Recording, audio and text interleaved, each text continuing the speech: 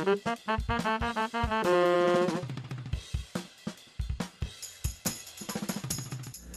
to this week's episode of the Compliance Digest, presenting topics on all things compliance related. My name is Alex Krenke, and joining me this week is Mike Kirk. Mike, welcome. Thank you, Alex. This week we'll be focusing on an article that was published in Investment News titled "The SEC Cracking Down on Investment Advisors."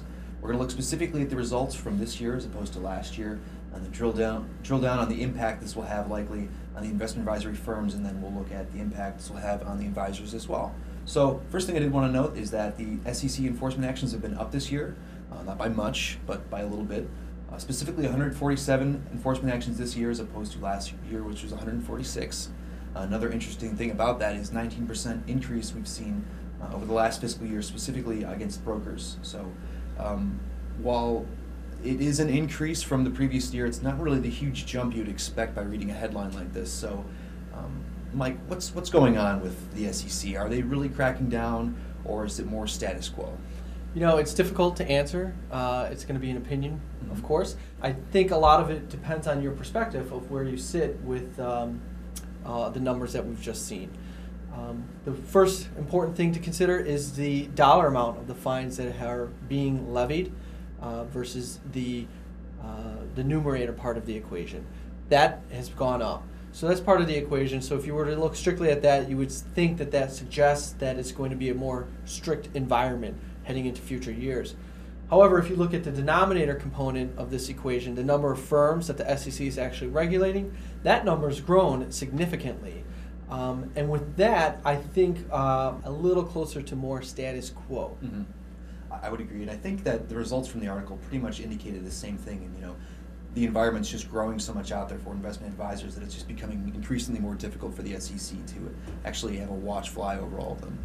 Looking forward to next year, what is the likely impact on the individual investment advisory firms and the broker-dealers? Can we expect things that they should be concerned about next year coming down soon? I think for many firms, the importance to run a compliant shop is certainly paramount. Mm-hmm. I feel that the majority of firms embrace that philosophy and do a wonderful job of hitting that goal. What they should expect is certainly a tougher environment. And the rules, as they do change, they're going to change and meet those changes, of course. But I don't think many IAs or BDs are going to change much as far as how they operate based on this data.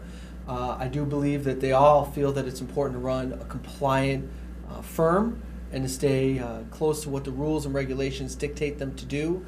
But I don't think many of them are going to make any drastic changes based on this data.